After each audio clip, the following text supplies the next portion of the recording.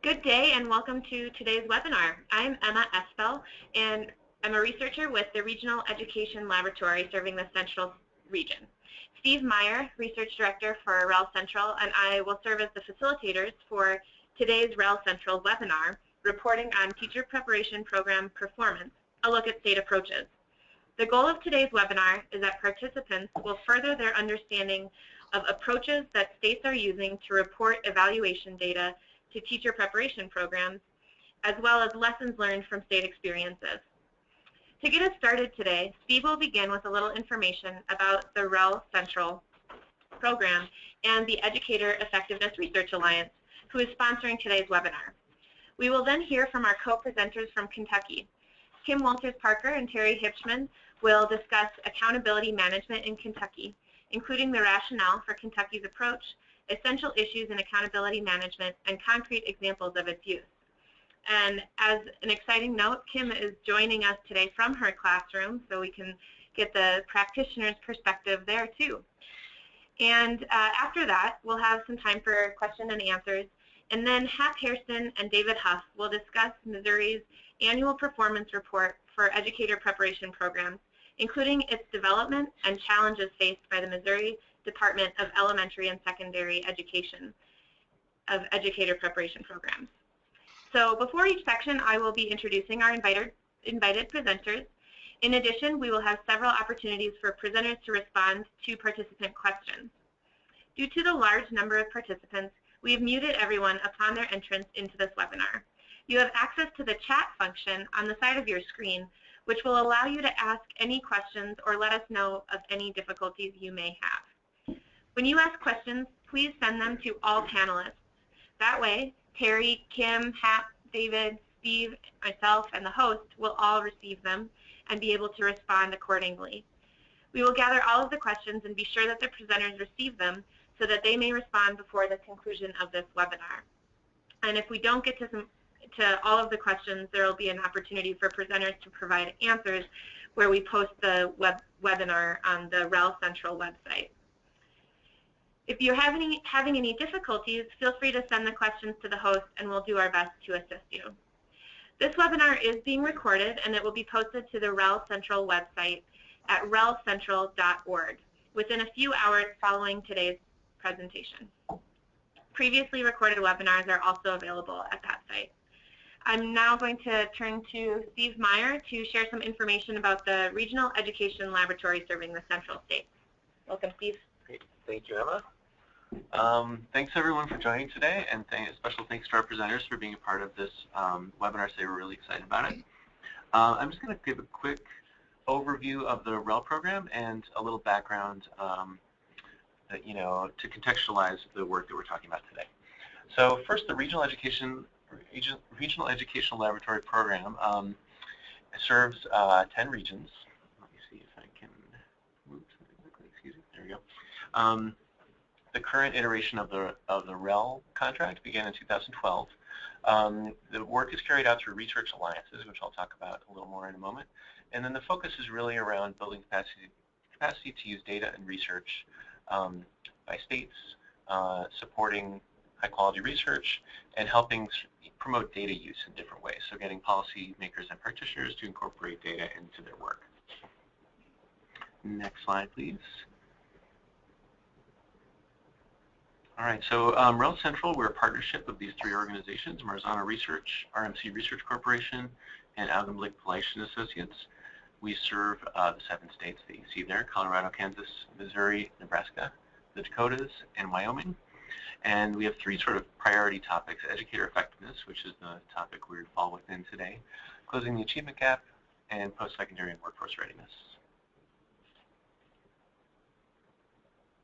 And I mentioned research alliances. So the work that we carry out through the REL program is really designed to be relevant, sort of rigorous and relevant. So the idea is that to promote that kind of work is that it is generated from alliances that consist of practitioners, policymakers, and researchers who get together to identify issues of common concern. And then the RELs, as I mentioned, provide services to promote use of data and research. So those include technical assistance, actually conducting research and evaluation work, and then disseminating products based on those things. And then, the alliance work is designed to be sort of ongoing, collaborative among these different actors within the educational sphere. All right, and just quickly, these are the 7 research alliances that REL Central operates. We'll be talking about the educator effectiveness sort of domain today, but we have, research alliances that focus on these other topics as well. And just a little background on the projects in the area of teacher preparation. So we have a variety of activities underway with the general goal of kind of supporting research and evaluation around teacher preparation. So just some examples of the technical assistance work that we have underway. We're doing a validity and reliability study of a new teacher candidate performance assessment tool that's being rolled out in Missouri.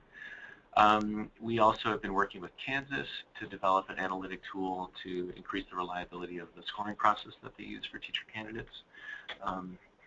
We also are doing sort of a cross-REL activity with REL Appalachia to look at state capacity to report teacher preparation program performance data, sort of with the expectation that the federal expectations around reporting are likely to change.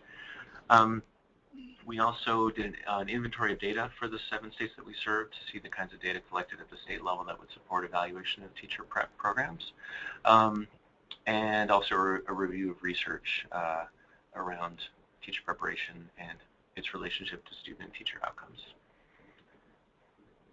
And today's webinar is part of a series that's been going on for the past several years.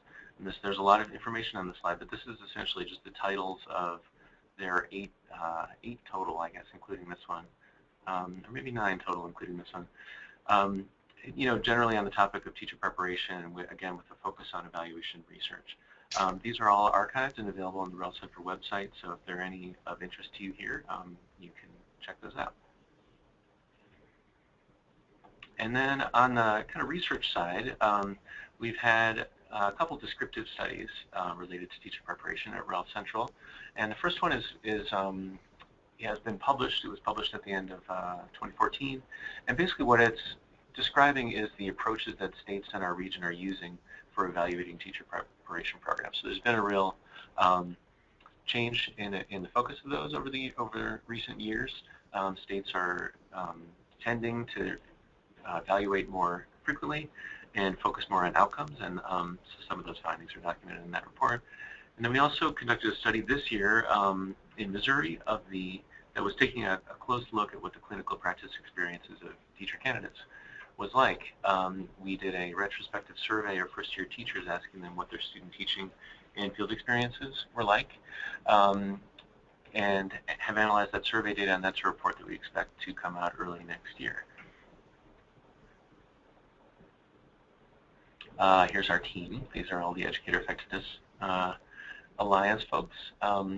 We have just, to mention that we're focusing on teacher preparation, but we also have research and technical assistance projects in the areas of teacher mentoring, teacher professional development, and teacher feedback in the context of evaluation systems. Okay, and so just before we get into the presentations, I was just going to give a little background sort of for why we chose to do this topic today, to focus on reporting of teacher preparation program performance. So I mentioned there's been a recent focus on accountability for teacher and more generally educator preparation programs.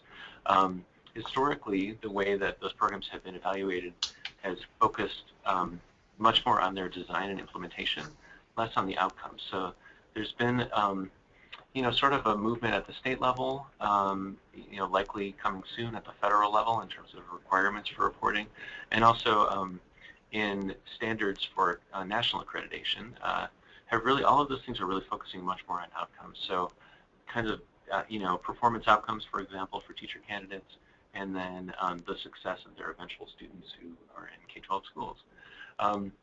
There's been a good deal of activity at the state and federal and national level around more outcomes-focused evaluation of teacher preparation programs. And there's been, there are a lot of valid concerns about sort of which approach makes the most sense. There are concerns about reliability and validity. There are all sorts of different outcomes that you might consider. For example, teacher content knowledge assessments or performance assessments, hiring and retention data, surveys of employers, and then value-added achievement measures of the students of new teachers. There are also different purposes for evaluating programs. One focus could be around accountability. Another is really related, but a different focus is around program improvement. And a third focus is around kind of providing consumer information for prospective teacher candidates or their employers to get a sense of the quality of different programs. So there are different kinds of, I think states to a greater and lesser degree are pursuing those purposes. And really the challenge, given that this is all a relatively new endeavor, is really to make evaluation meaningful for these purposes that it's setting out to achieve.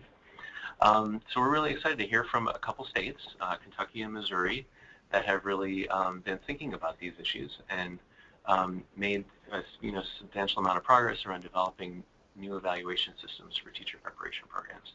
And specifically, this conversation is focusing on the reporting or kind of communication aspect of the evaluation process. So we're going to hear how these states have developed plans or are starting to implement activities to actually share some of the data they collect and findings back to programs and what their experiences have been to date. So we're really excited to hear from them, and I'm going to turn it back over to Emma to introduce our first presenter. Thanks so much, Steve. So our first pair of presenters is from Kentucky, as I mentioned earlier, and we're really excited to have them today. They'll be presenting on, we'll start with Terry Hipschman, and he has spent a career in Kentucky education as a researcher and creator of data systems. Following retirement, he became a staff member of the University of Kentucky Martin School of Public Policy and Administration, where he has been involved in similar work, as well as work in the areas of educational economics. Most of his work over the course of his career has involved studies of teacher careers and teacher labor markets. Joining him today is Kim Walters-Parker, as I mentioned, joining from her classroom, and she served as the director of the Division of Educator Preparation at the Kentucky Education Professional Standards Board from 2011 to 2015. Prior to joining the EPSB, Kim taught in the education department at Georgetown College, was an English teacher and reading specialist in the Fayette County, Kentucky Public Schools for 15 years, and taught developmental reading at a regional university. This year, Kim returned to teaching as the reading specialist at Woodford County High School in Versailles, Kentucky. Kim serves on the Accreditation Council of the Council for Accreditation of Educator Preparation, also known as CAPE, and Kim received her PhD in educational psychology from the University of Kentucky and is a graduate of the UK College of Law. And so I welcome them to present on educator preparation program accountability in Kentucky. Thank you. Thank you. I'm going to get us started, and then I will hand it off to Terry Hipschman. So if you could advance the slide, please. The first thing that we wanted to talk about is Campbell's Law, which is something that Terry and I have become very familiar with over the last couple of years. We wanted to be sure that we came up with systems that avoided Campbell's Law. So I'll read it to you just to be sure that we're all on the same page. Campbell's Law states that the more any quantitative social indicator is used for social decision making, the more subject it will be to corruption pressures, and the more apt it will be to distort and corrupt the social processes it is intended to monitor.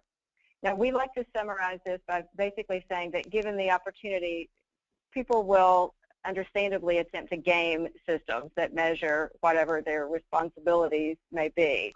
And we see that in lots of different avenues in education as well as in business.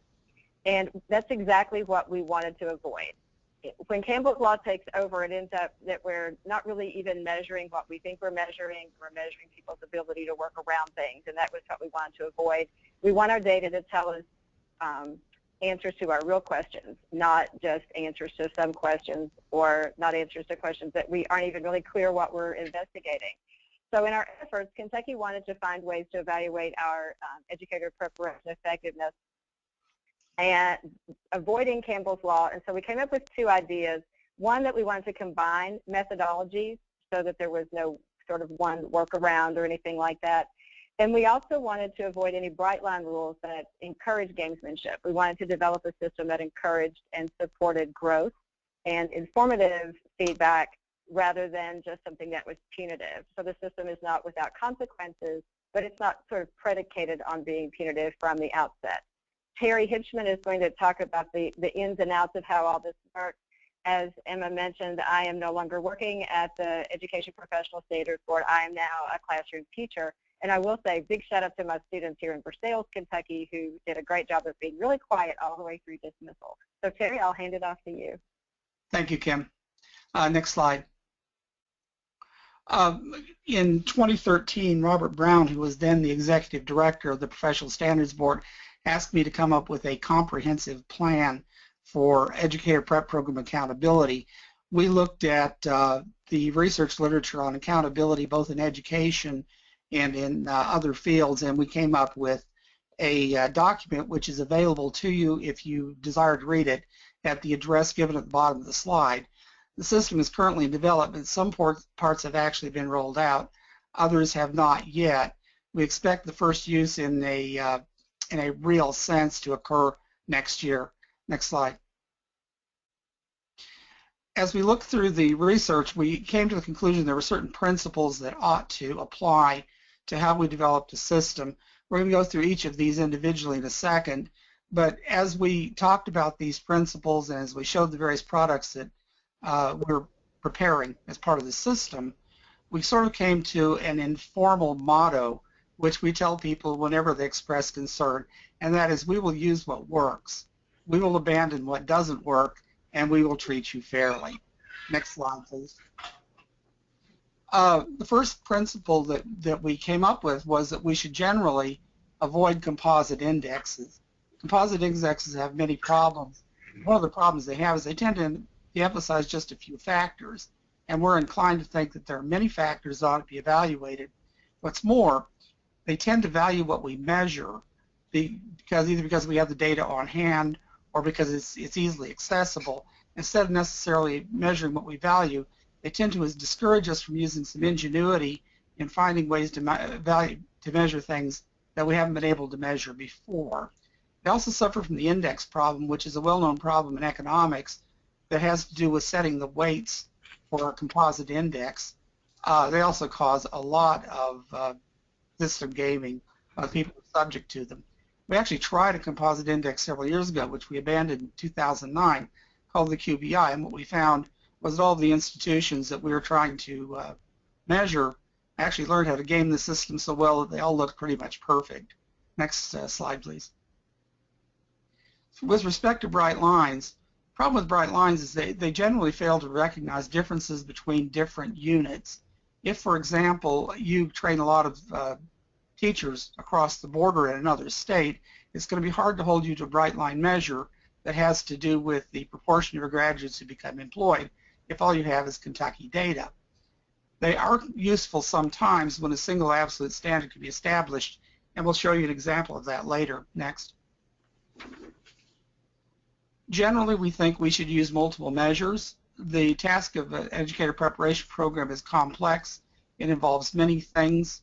No single measure can capture everything it's doing, and even if we look, say, at educator performance in the classroom, we aren't necessarily looking at everything that's of interest to us.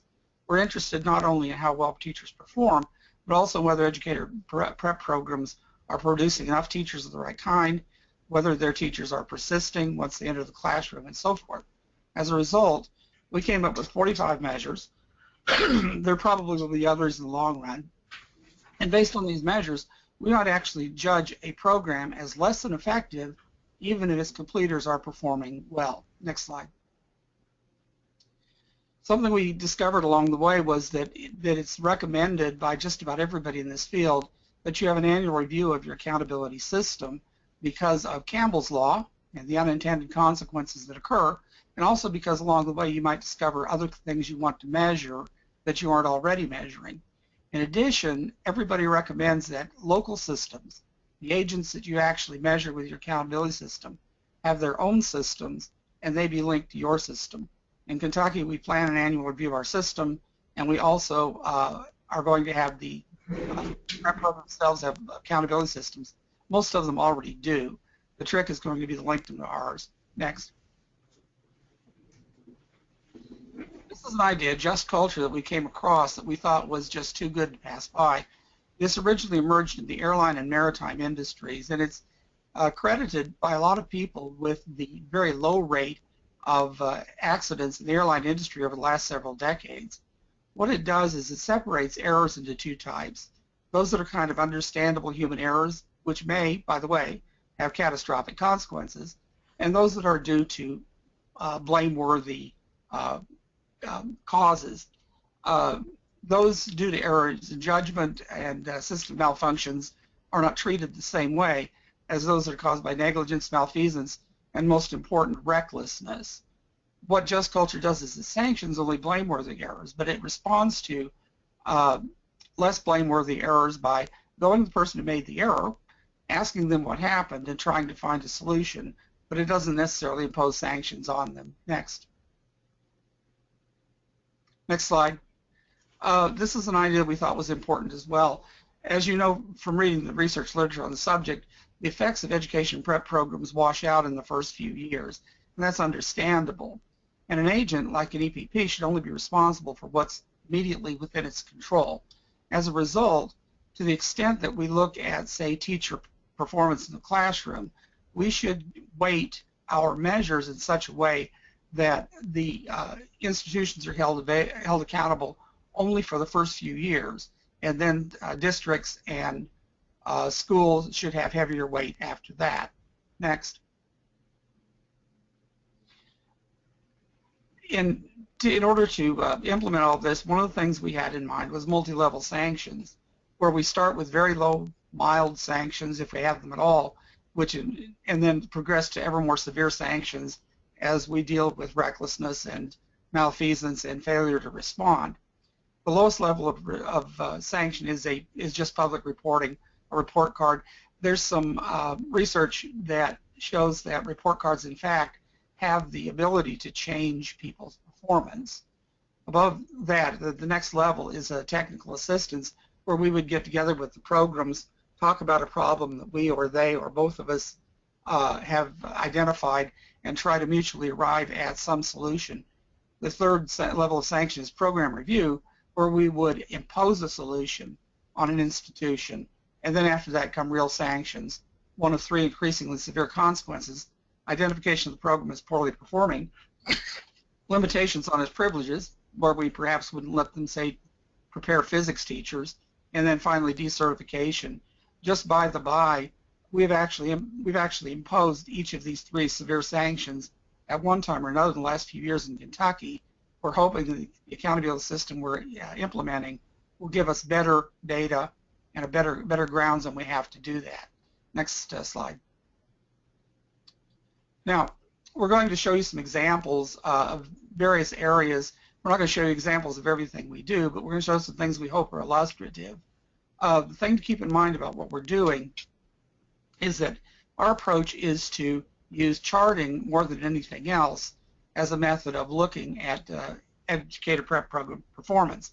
That's because there's some research that shows that people who don't have much statistical sophistication can nonetheless make accurate judgments based on charts. And because we can't always be sure that our state-level staff have the kind of statistical sophistication it would take to use more complex methods, then we could use charts, and that will, we think work better. Next slide. In Kentucky, probably more than most states, teacher labor markets are heavily segmented. And as a result, there's an educational equity problem. And that is that if you're a child enrolled in a school in a county that's dominated by an institution that does a poor job, you are less likely to succeed than a child in some other county dominated by an institution that produces pretty good teachers. So as a result, we always have to start with a look at who is producing the teachers, what are the markets like, who's dominating the markets, and so forth. This first map is for Western Kentucky University completers in 2012. It shows the proportion of teachers employed in each county who are prepared at Western Kentucky. And by the by, Western Kentucky kindly gave us permission to use their data in our presentations, so we're not telling tales out of school here. If you look at this chart, you'll notice that right in the middle of their area, there's a county, that's Edmonson County, where 91% of the teachers were prepared at Western Kentucky University. There's a 16-county area around WKU where more than half of the teachers were prepared at WKU. This, as I said earlier, produces perhaps an educational equity problem if Western Kentucky is doing a poor job. Next slide. This is a different view of the same data. These are completers in 2011 from Western Kentucky that shows where they were working in 2012. The nice thing about this view is that we can actually follow a cohort of completers through their careers by doing this. It also gives us a slightly different view than the one you saw earlier, where we were looking at the proportion of teachers. Here we look at the absolute magnitude. Edmonson County, which has 91% of its teachers from WKU, only has 5 teachers from the 2011 cohort working there, whereas Warren County, which is a much more populous county, has 66. Next. This is an interactive screen from the application that produces all of these things. I can't show you the functionality here, but it's really useful. Meade County is a county southwest of Louisville. It's pretty much in Western Kentucky University's area. If you mouse over Meade County on this screen, what you get is a list of all the institutions, and it shows you the market share each institution has for that particular county, including that ubiquitous institution known as out of state. Next. This is a similar screen. This is for Kenton County, and this shows the absolute numbers of teachers who were trained out of state. Kenton County is up on the Ohio River across from Cincinnati. As you can see here, a very large number of teachers come from Xavier University and the University of Cincinnati right across the river. Next. Once we have some idea of what the market looks like, we can take a look at productivity analysis, which is just the institution's ability to admit, complete people, and so forth. I'm going to show you 2 examples here. Next. This is the elementary all routes admissions chart for Western Kentucky University from 2004 to 2012. You can just eyeball this and see that it's generally rising. You can also see this big spike in 2012.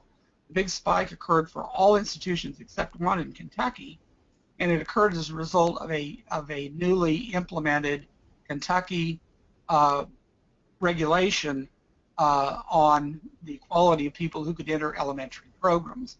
So these charts allow us not only to look at the performance of the institution itself, but to also see how well our policies at the state level are faring. Next. This is a similar chart. This is the proportion of admitted candidates in elementary education at Western Kentucky University from 2004 to 2012 who completed within 3 academic years. This is a situation where a bright line makes sense. 80% is pretty much our bright line for this. If 80% or more of your graduates are completing with 3 years, we're happy.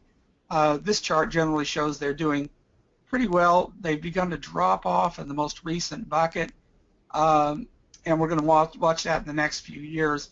This uses a moving average because some programs are small and you don't really have enough data in each year to track them over time year by year, so combining them in 3-year buckets seems to help. Next. You can also look at the quality of candidates admitted to programs. Next. This for elementary all routes candidates at Western Kentucky shows the mean GPA of incoming candidates.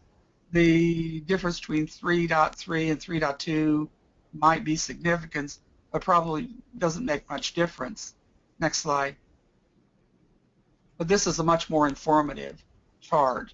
It shows the mean ACT composite score for admitted elementary candidates at Western Kentucky from 2004 to 2012, there is a 1.1 point average increase. That is significant.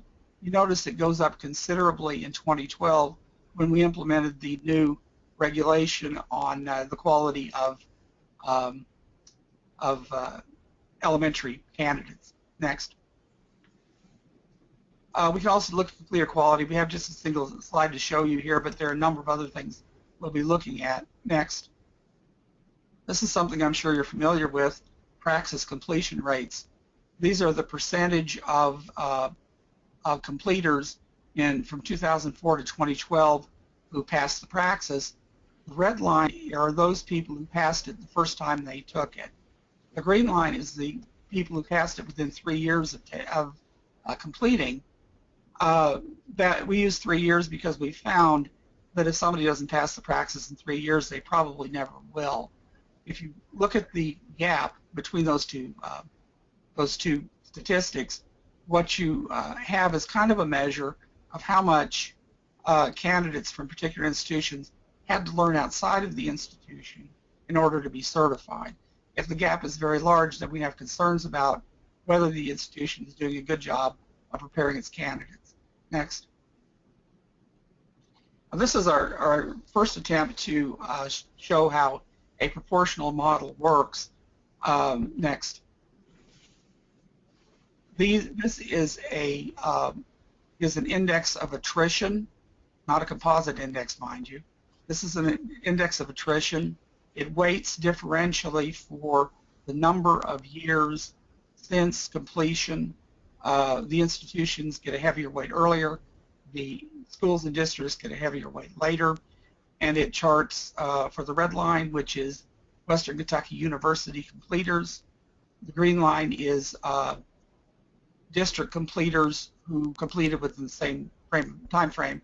And the blue line is for all other institutions other than Western Kentucky completers who were employed in the same districts on which the data are based. What you can see on the basis of this is that Western Kentucky is doing a little better than the other institutions that are preparing students for its area, and it is doing a little better than the districts are doing at retaining teachers as well until the last year.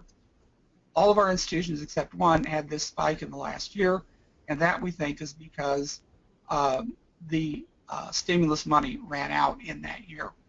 Next. We have one final thing to show you, that's survey data. Next. We do a new teacher survey every 2 years. Up until now, it had 48 items. It's being revised this year. What they do is they tell us how satisfied they are with how well they were trained in 48 different areas. We have measures for student teachers, cooperating teachers, interns, resource teachers, and principals. As with all such measures, there's a halo effect, so people tend to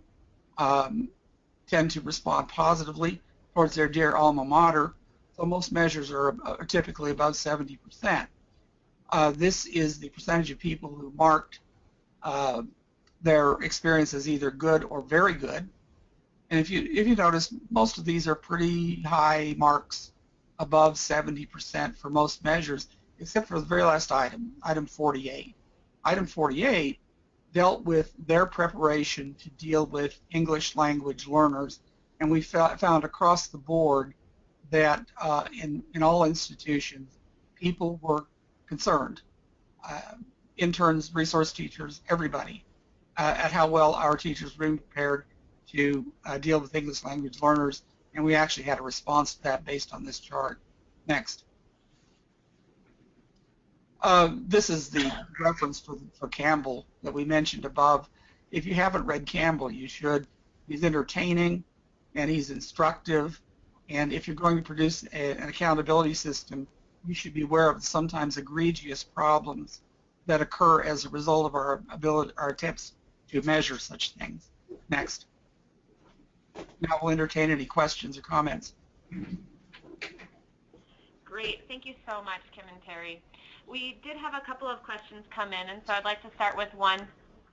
Is NCATE or CAPE accreditation required for TPPs or teacher preparation programs in Kentucky? And if yes, what are the roles of accreditation in teacher preparation program evaluation? I'll let Kim answer that. I'll take that one. In CAPE accreditation is not required. State accreditation is required, however, and it follows the CAPE model. There's ongoing discussion, of course, in lots of states about requiring accreditation at the national level, but at this point it has not been implemented in Kentucky, but it is the same model.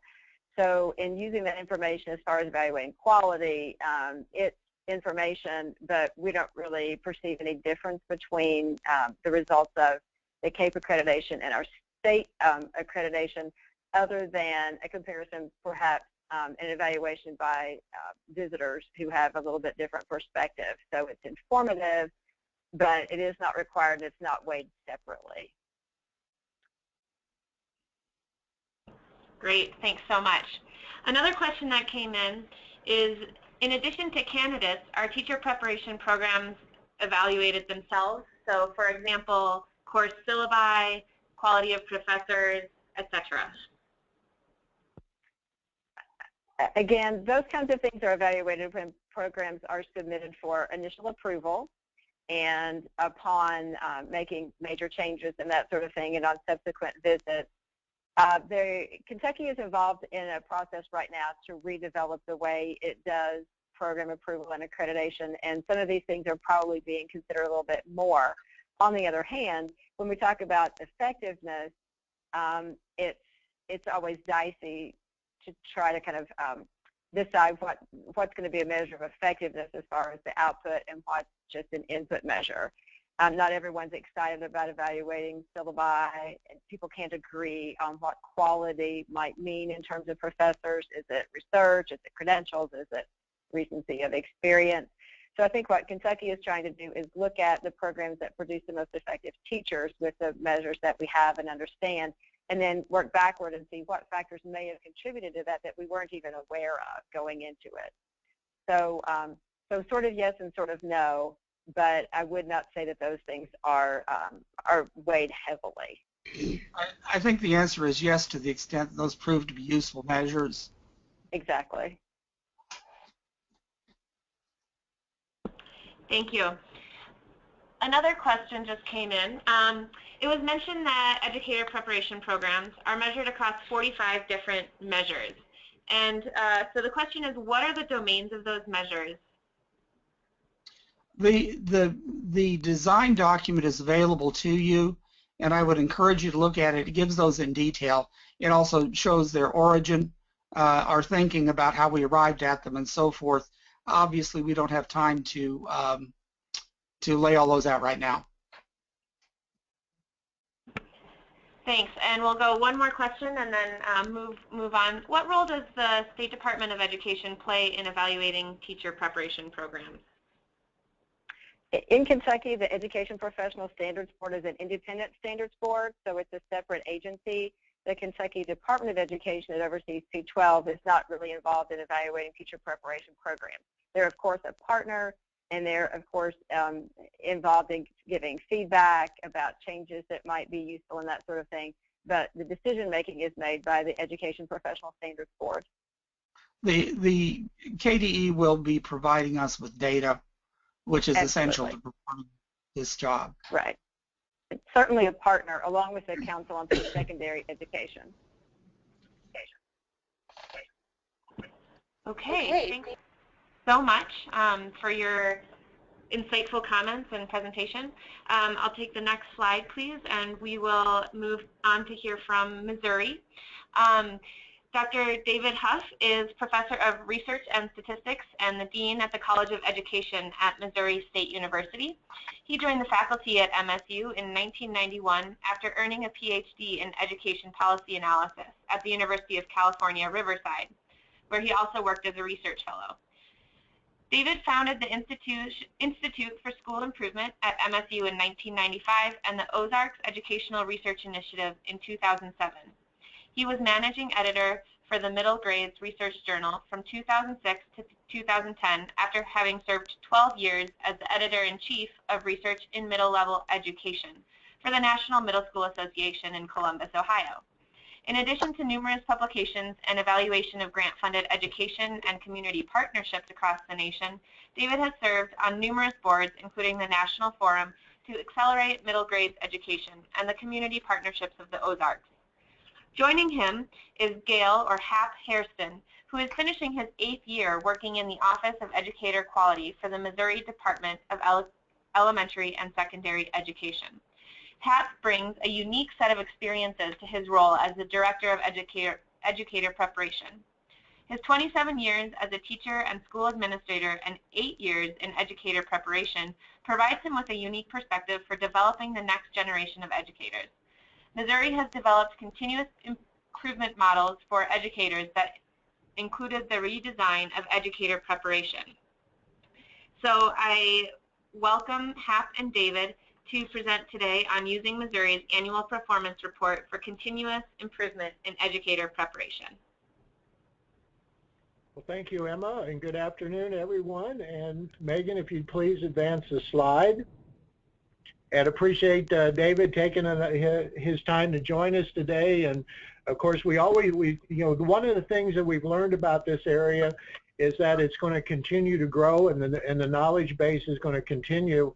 Every time I hear a preparation program or a state talk, as we heard Kim and Terry, we continue to learn more, and hopefully you'll learn some from our Missouri experiences as well. In the opening, Emma talked about Missouri's continuous improvement model for all educators.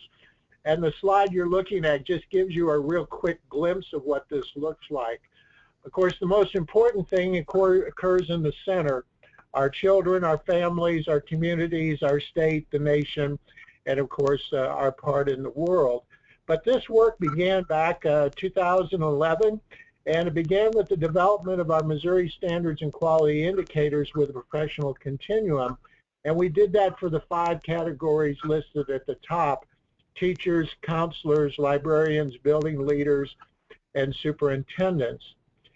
These were all developed with large stakeholder groups, approximately 120, 125 people, 130 people, working together over a series of 4 or 5 meetings in an academic year. With the standards in place and the quality indicators, we moved 2 directions. And again, these were working with stakeholder groups. Over to the right side of the screen, you see the work with our PK-12 schools in developing, and basically what we talked about is how do you develop an evaluation system that measures the standards and quality indicators that have been developed. And then of course the professional practice piece is how do we continue to refine our skills and help all of our candidates and our teachers become effective, highly effective teachers in their classrooms. Over on the left-hand side, you see the educator preparation programs, which will include the APR, which we'll talk about in a minute. But the focus in the left-hand side was when we talk about the new standards and quality indicators, what needs to change in our preparation programs to build this new educator. Of course, it included changes in field and clinical work, as well as certification requirements. And in the middle, you'll see our Missouri Educator Evaluation System. We are one of the states with a flexibility waiver for No Child Left Behind, and the success of that waiver builds upon the Educator Evaluation System and our 7 essential practices of effective evaluation. It's important to note that we use that on both sides of the equation. Our educator preparation programs for the first time this year are being required to use our performance-based model for the state to evaluate their student teachers. Our PK-12 schools, they have the flexibility to use 3 or 4 different types of models that seem to be popular out there, but again, all of it has to connect back to those 7 practices. So Megan, if you'd advance, please. Now, just to give you a real quick context about Missouri, we have 54 approved preparation programs. 13 of those are community college programs, which offers an AAT, an Associate of Arts in Teaching, that we have partnership agreements with four-year schools in, and we have 41 of those institutions. 13 of those, the completion programs, 13 of them are state programs, and 28 are private. And as the question was asked previously about Kentucky, we have the same approach to CAPE and SPA accreditations. It is voluntary in the state, but we do have, as you can see, a majority of our programs, 26 of those, by the way, do choose to be CAPE accredited, and some of them use the SPAs and some of them do not. It's strictly a voluntary program. So next slide, please.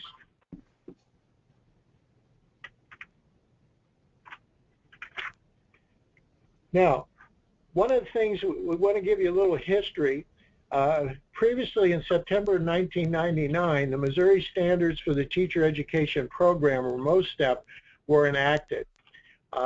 At this point, there were 7 data points that were reviewed in a 7-year review cycle. Those included the list below: the GPAs, curricular alignment, faculty and university supervisors, the C-based scores, which is our general education assessment, Praxis 2 scores, and then the surveys of first-year teachers and principals. Next slide, please.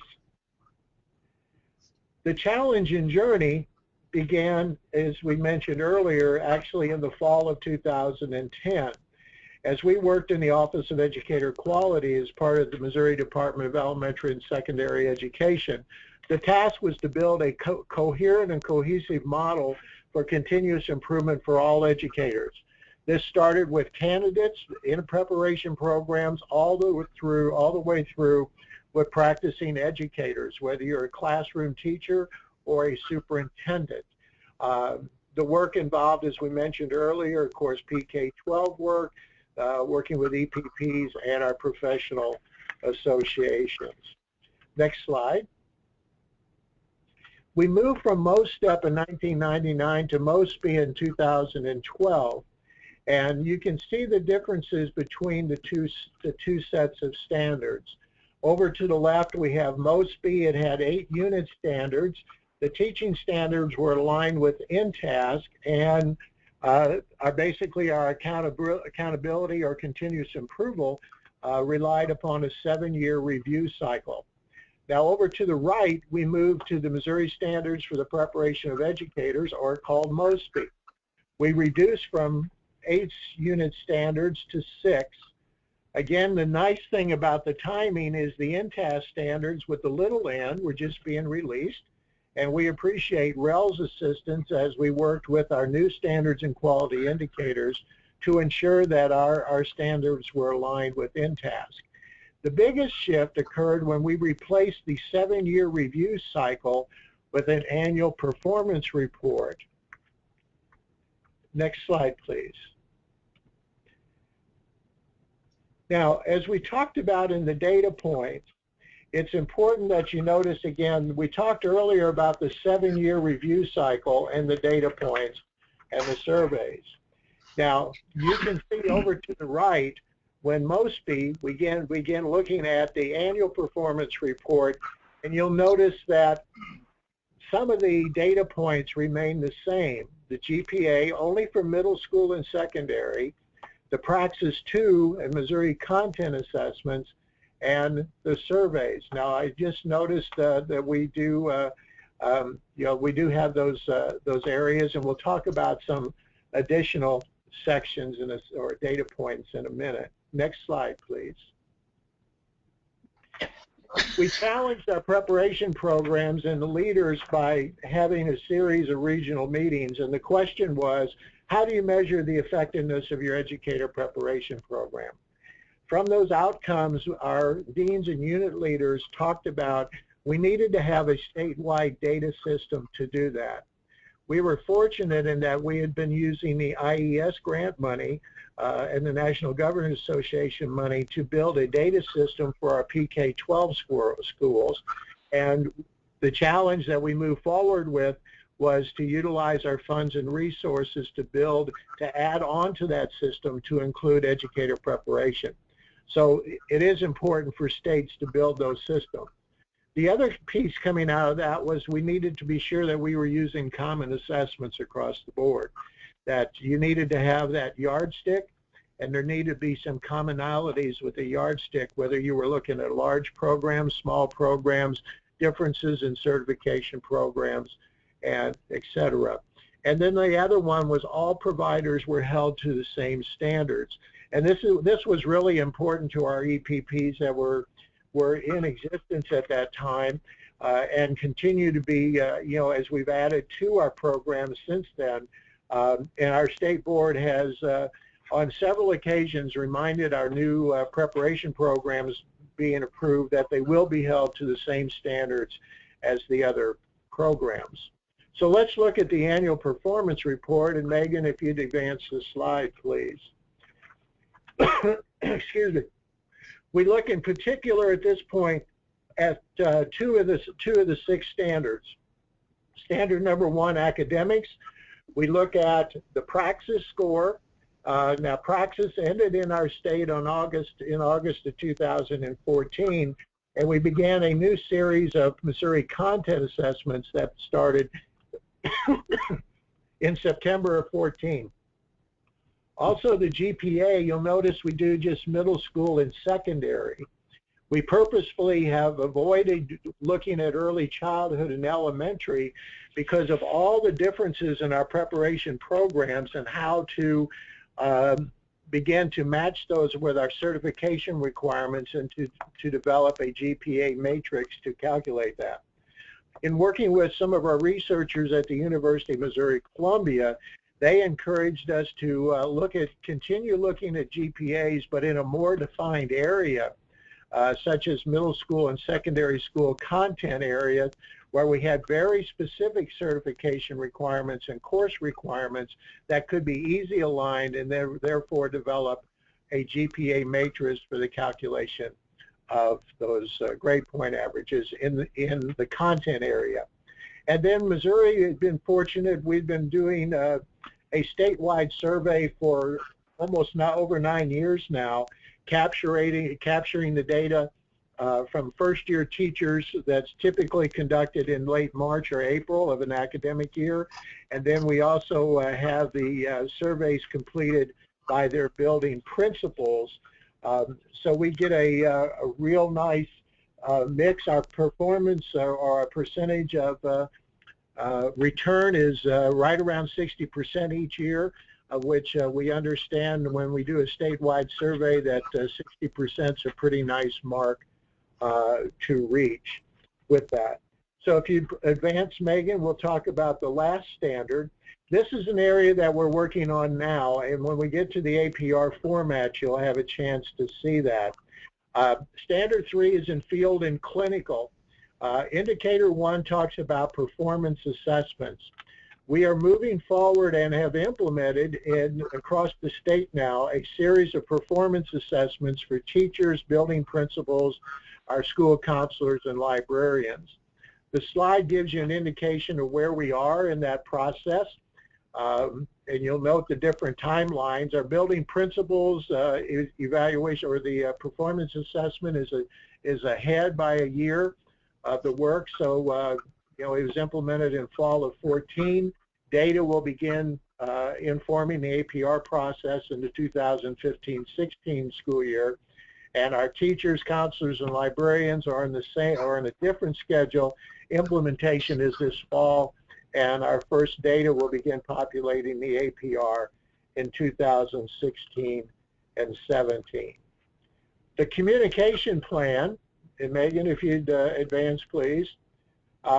We'll back up. The Standard 3 also includes the field and clinical experiences, looking at indicator number 2 as the Missouri Educator Evaluation System. In one of the opening slides, I did mention that we were requiring our preparation programs to use the system. as part of that, in our standards and quality indicators, we have identified 16 of those as Missouri's high leverage performance indicators.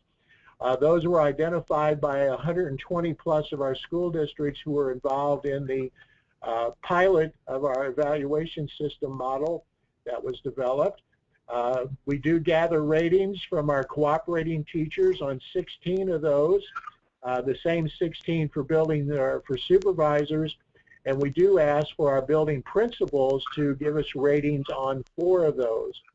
We have engaged this semester or this year in providing training sponsored by the Department of Elementary and Secondary Education and Office of Educator Quality with our program supervisors to help with the observation skills and, most importantly, provide quality feedback to our candidates. Next slide, please, Megan. The communication plan, of course, is a key part of any work, whether we're in Kentucky or Missouri or any one of the other states or countries that's involved in this work. When we began with the data collection and so forth in 2012 and 13, we actually developed our first report called a Technical and Supporting Data Report. This compared our EPP data points to state averages. With this, we also took the time, and it was a great investment in time. We met individually with each of our educator preparation programs here in Jefferson City. Each one of those conferences lasted 2 to 3 to 4 hours, depending upon the size of the institution. And at that point, that was the first time that our preparation programs had a chance to see how their data points matched with state averages. That was also the first time that we as the Department of Elementary and Secondary Education had the opportunity to see how preparation programs matched with our state averages.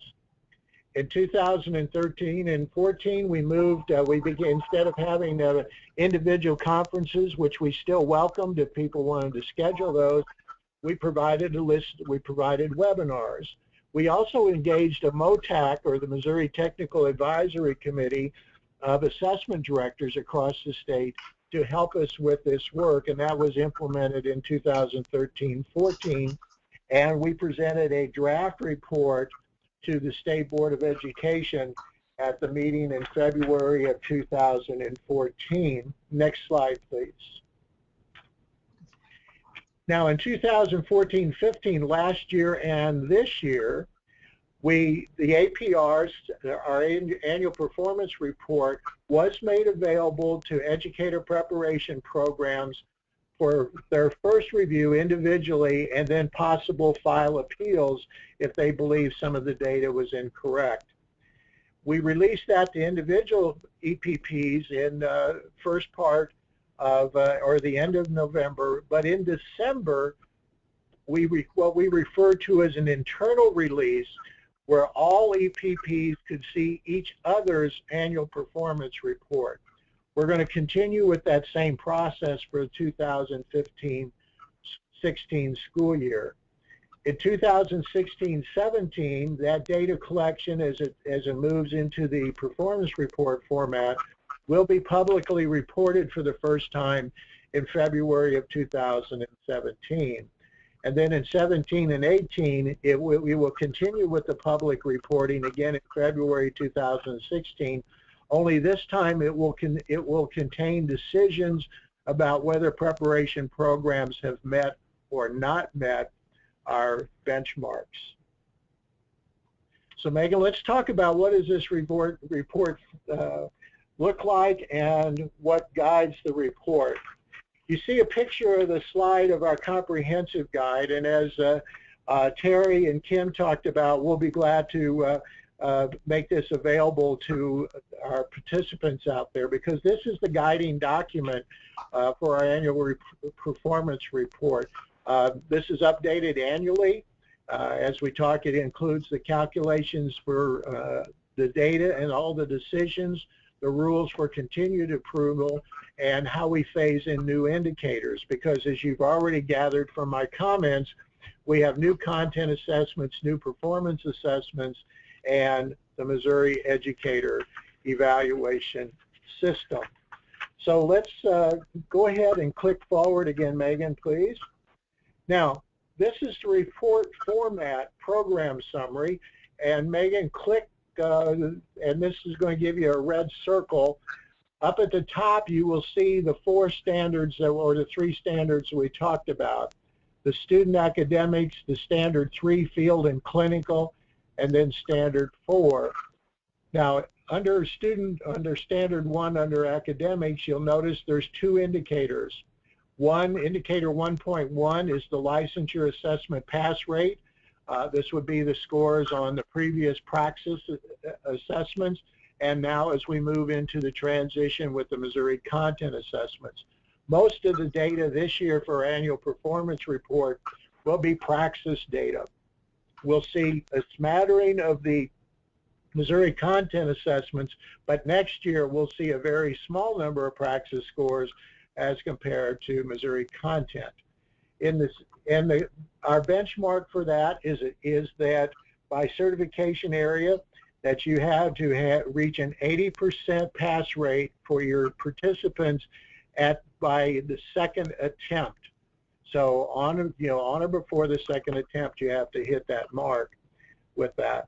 Now, then the survey data over in standard 4, you will see, and in this example, and this is a fictitious group, Daniel Boone University.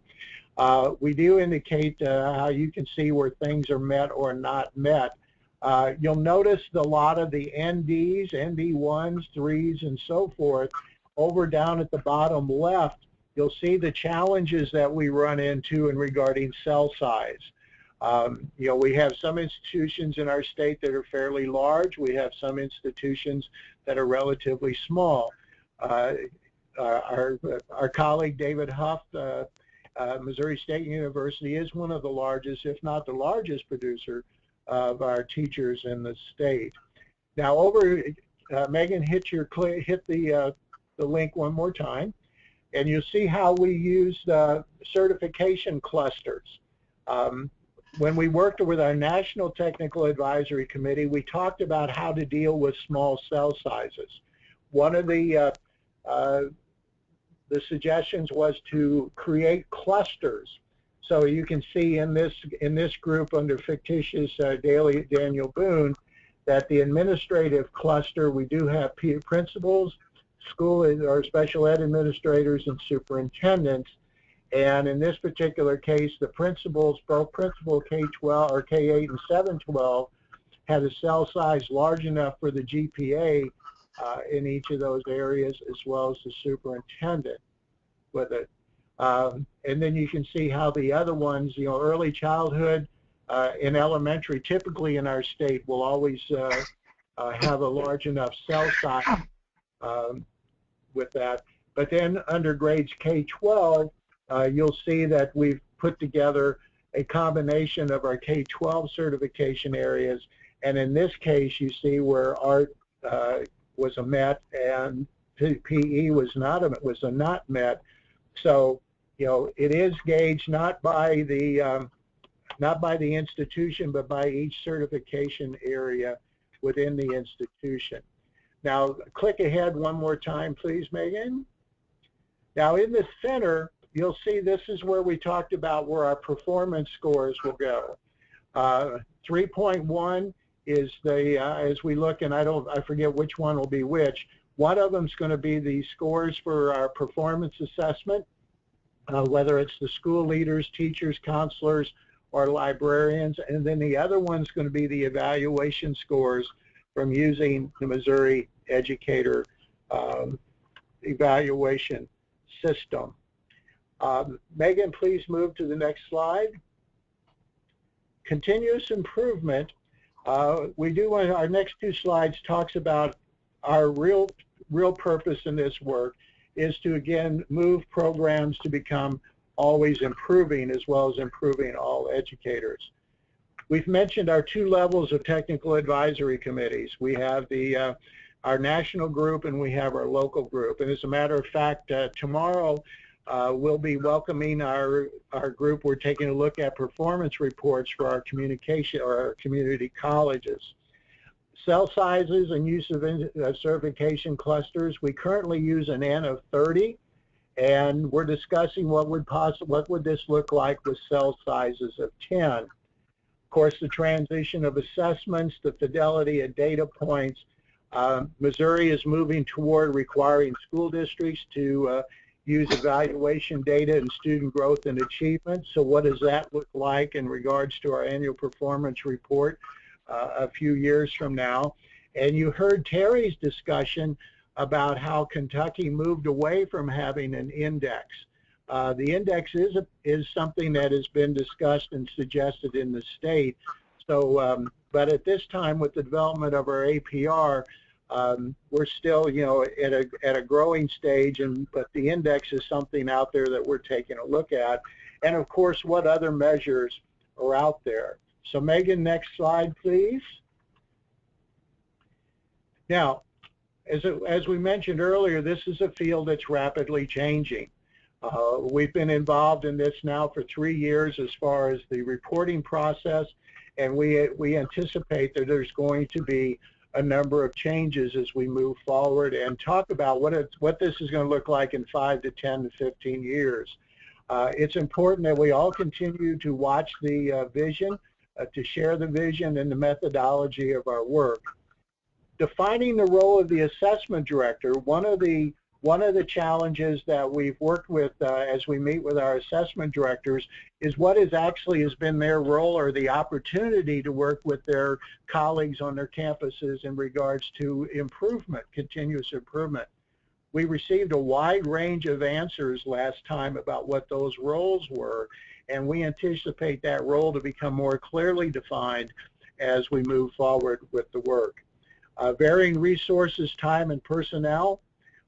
We did, by eliminating the reviews, we did make a significant difference in the budget of preparation programs, but we were also very open in talking about we certainly wanted to see those resources invested in time and personnel it's going to take to operate the data systems. Communicating information, responsibility, accountability, and including all EPs, including their arts and sciences. Of course, the political, national, and state context will enter into this as we continually to redesign our educator preparation programs. Now I'm going to turn it over to David.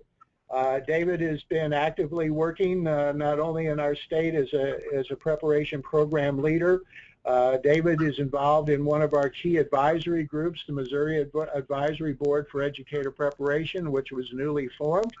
And I'm going to turn it over to David, and he can talk about engaging stakeholders. All right, thank you, Hap, and welcome everyone. We've got about 20 minutes left, I believe, so stay with us. I'll go pretty quickly here. We developed the Missouri Advisory Council didn't develop, but used the Missouri Advisory Council for Certification of Educators, our MACI group, as one of the engaging stakeholders that weigh in on the decisions. Along with our Missouri affiliate, the Association of Colleges of Teacher Education, we call that MACT. They also weigh in from time to time. But in 2012, in the fall, we formed the Missouri Council of Education Deans because we felt it was important that we come together almost monthly. We meet 7, 8, 9 times a year to try to figure out how we deal with the transition from our former state assessment system to the new system. And then in 2013, the state of Missouri passed House Bill 5, which in effect established the Missouri Advisory Board for Educator Preparation, MABEP, and that consists of 6 or 7 people on the P12 side and 6 or 7 people on the higher education side who come together and also figure out how to make this new system work effectively. So if we'll go on to the next slide then. So in terms of moving forward, the joint meetings of the State Board and the Coordinating Board are, of course, our State Board of Education has statutory authority over the programs in the state of Missouri, but we also have our Coordinating Board for Higher Ed, which is the governing body for our Department of Higher Education, and they now have a joint meeting to also discuss these same issues. Missouri is just recently, I believe, signed on to the CCSSO INTEP work. I'm not sure how many people are familiar with that, but in a nutshell, states are coming together. I believe there were 6 or 7 states that started 2 years ago, and another 9 states starting this fall to work together to figure out how best to improve the quality of teacher education. So our P12 university partnerships are key in moving forward, and we're trying to bring all the stakeholders together now. I think I'm not going to say, well, I will say for the first time, that's sort of an exaggeration, but anyhow, I think in Missouri we're at a point where we're getting everybody to the table to try to figure out how best to move forward. And so on the next slide, for instance, when we talk around the state about what we should be doing in terms of meeting critical needs, like the rest of the country, math, physics, chemistry, foreign languages, special education, and a handful of other areas are in high demand. In fact, rural education is high demand, and preparing people to work in high poverty schools is a high demand. So the diversity in the educator pipeline part of that is something we're taking a look at. At Missouri State a few years ago, we did take a look, we did a regression analysis looking at our former criteria and outcomes on praxis. And what we found, our former assessment to determine whether or not someone would be accepted into a teacher education program was called the C-base. And of course, we all have our ACT requirements at various institutions, GPAs, and so forth. In a nutshell, we found out that the better students scored on that entrance exam, the better they did on our praxis. I don't know if that was just peculiar for Missouri State or if that's a more widespread kind of thing, but right now we're wanting to look at these new assessments, the MOGIA, that's Missouri Gateway Educator Assessments, our Missouri Educator Profile, that's the MEP, the Missouri Content Assessments, and the Missouri PTA, which is like the EdTPA, it's the Missouri version. And we want to know what the relationship of those assessments are to teaching and learning. So I think most of us, to adopt the language of the INTEP folks, want to produce teachers, all sorts of educators who are learner ready day one. So the relationship of our Missouri Educator Evaluation System, that's the MEES, to student learning is going to be critical in that.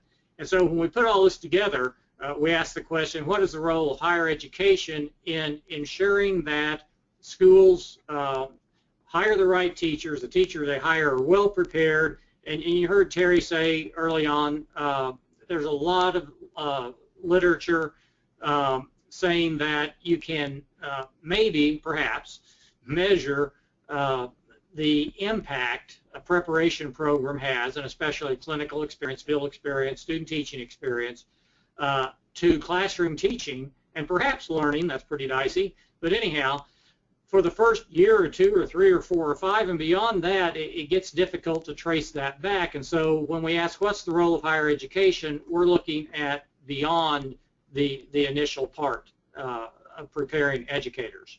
So I think we've got another slide, please. Thank you. Basically have covered about everything that, everything you ever wanted to know about the performance report. I would like to end by saying this, though. Terry also mentioned that report cards can compel people to change what they do. I think in Missouri, where we are right now, because the report cards are not going to be public until the spring of 2017, I think that's right, Hap. So between now and the time that they are made public, and working together with our State Department, back and forth with all the institutions of higher education who prepare educators, we need to figure out what we can do up front so that when those are made public,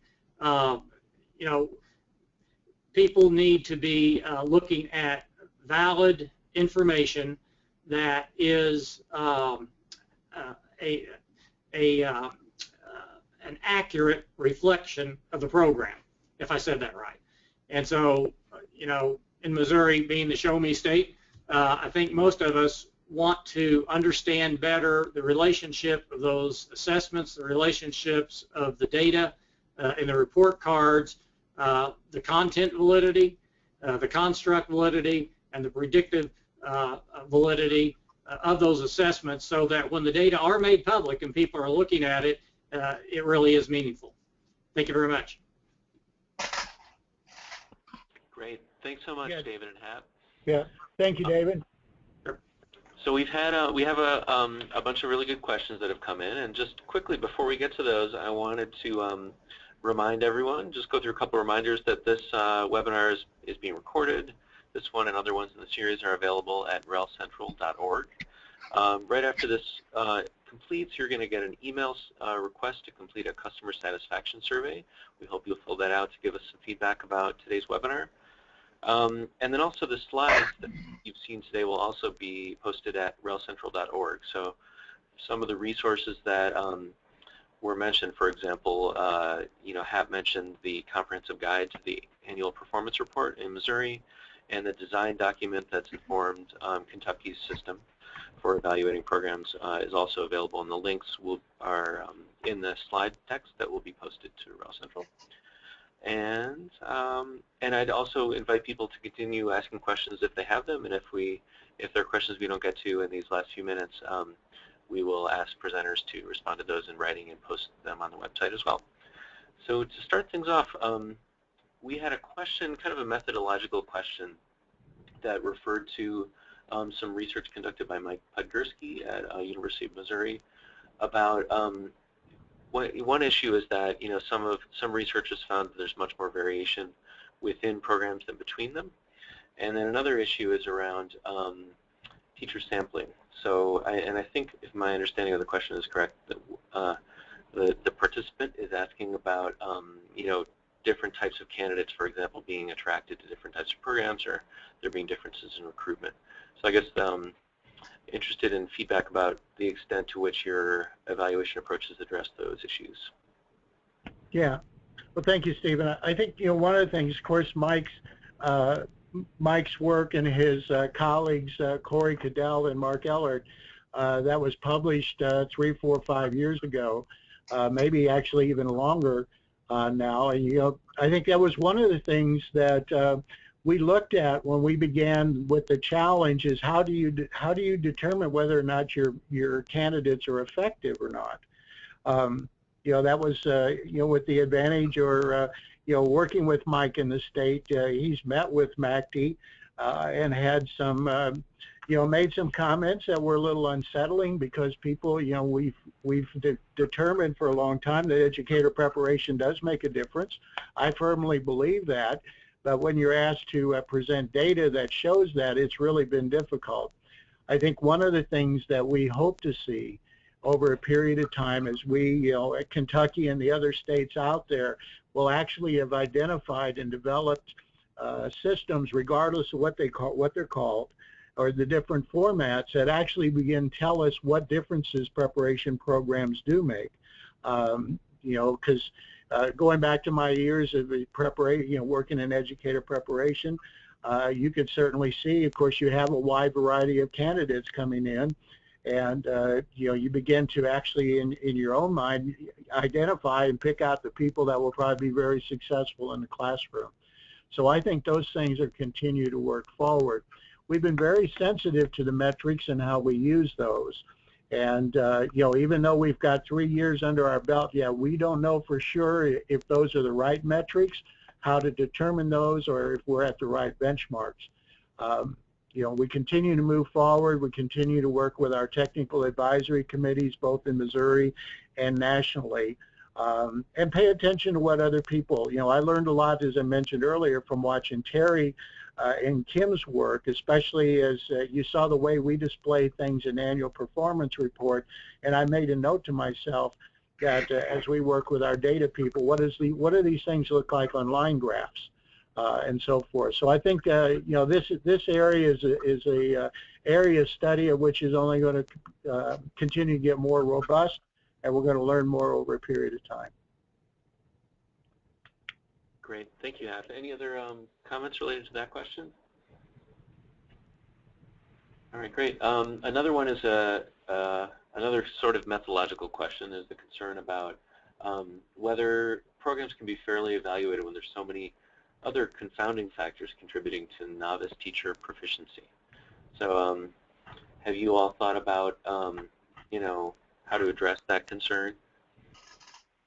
Yeah, I think, Stephen, and David, don't hesitate to offer your thoughts as well. One of the things that we've heard from our programs and assessment directors is, that at times each one of our 41 institutions in our community colleges, each one of those are a little bit different.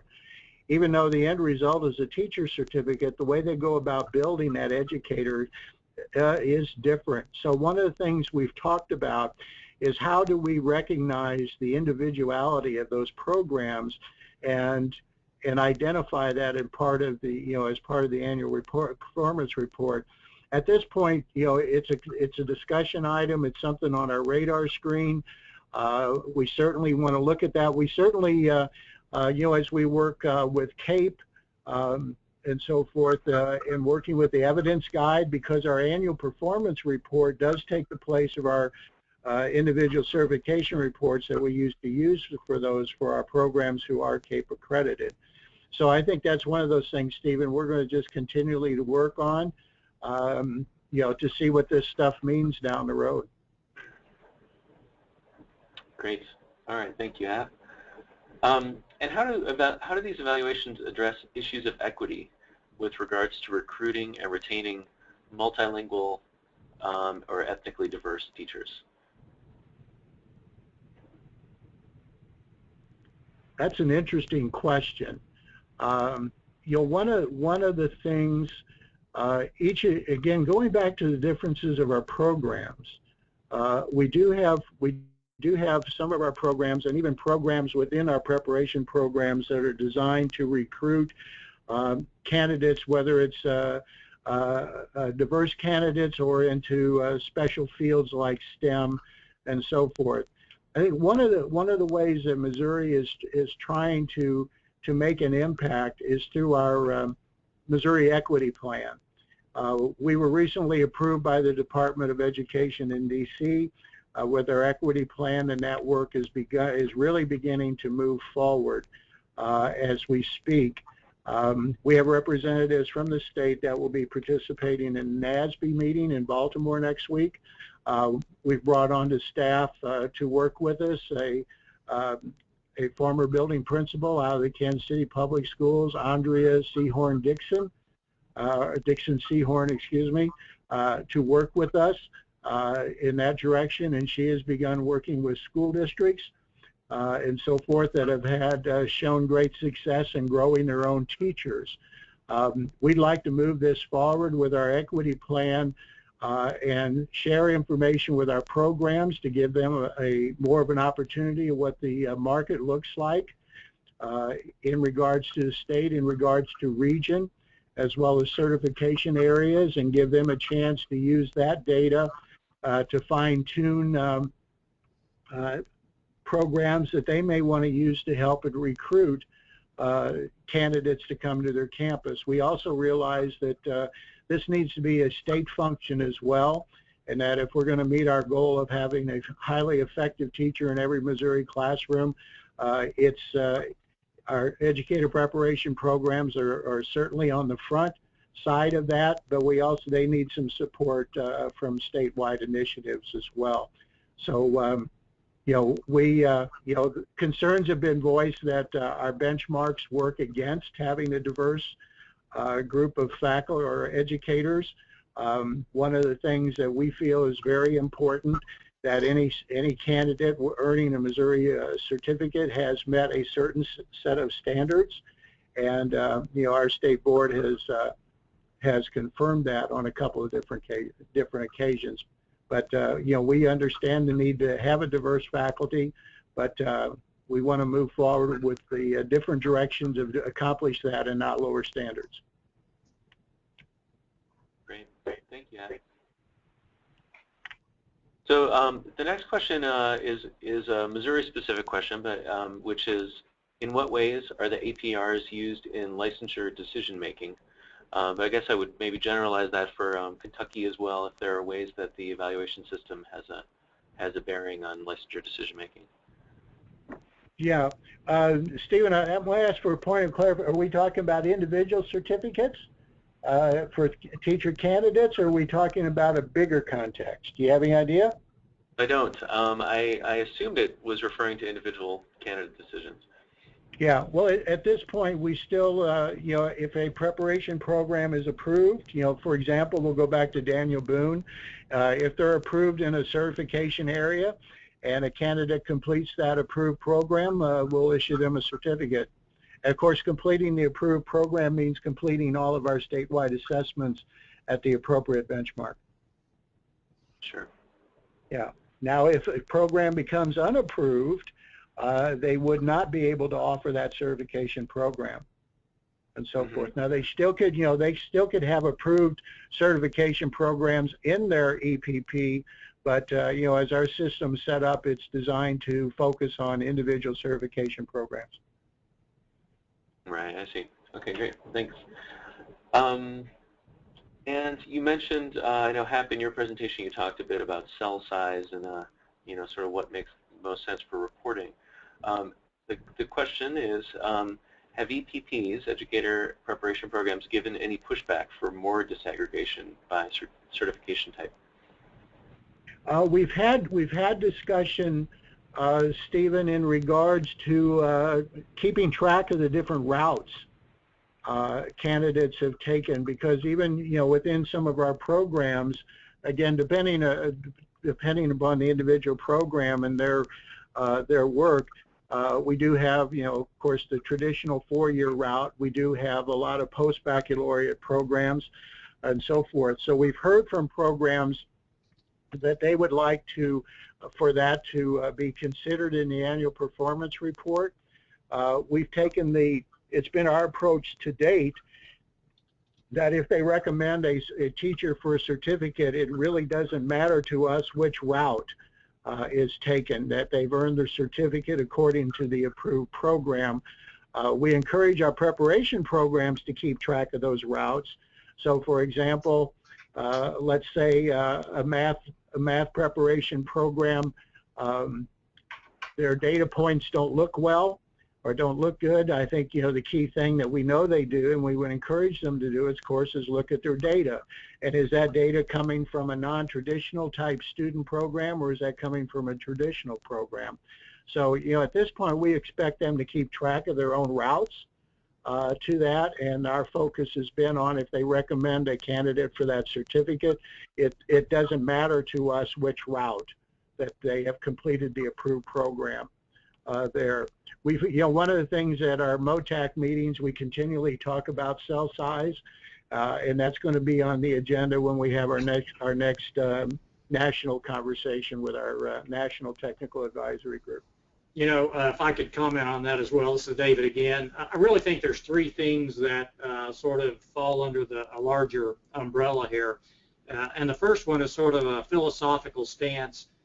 Do we want one size fits all? Do we want a statewide system and everybody to have the same program and then see which of the 41 EPPs sort of do the better job of fitting that model? Or do we want 41 different programs and then hold each one accountable to however they do it in terms of their output? And we just continue to have a lot of talk about that. I listened to that conversation just a few weeks ago. And then another area is the practical side, which asks the question simply, how do we make this work without disadvantaging students who are caught in the middle of the transition? And I think we're working through that. But more importantly, perhaps, is the third item, and we'd already mentioned that, and that's the underrepresented groups and the impact. I think in Missouri we're at the point where we're asking ourselves that question. If underrepresented groups are in some way disadvantaged by the new system, what is the cause for that? You know, why is that happening? And once we find out the cause, if that's happening, then I think we would take appropriate action, or at least we would recommend that. Terrific. Thanks, Hap and David. So we're just about out of time. So we have a couple remaining questions that we'll send around to presenters and ask for comments on those. I just want to thank everyone again for joining, everyone who joined us today, and especially our panelists who took time out to put together these great presentations. Another just a reminder that you'll be getting a survey, and to please fill that out so we can get some feedback on today's webinar. And then we also encourage folks to visit the relcentral.org website. REL Central also has a, which is at relcentral.org. We also have a Twitter account for updates on upcoming webinars. If you'd like to join an email listserv to get announcements for future webinars and publications and so on, information about that is also available there. So again, thanks so much for joining, and have a good day, everyone. Bye-bye. Bye.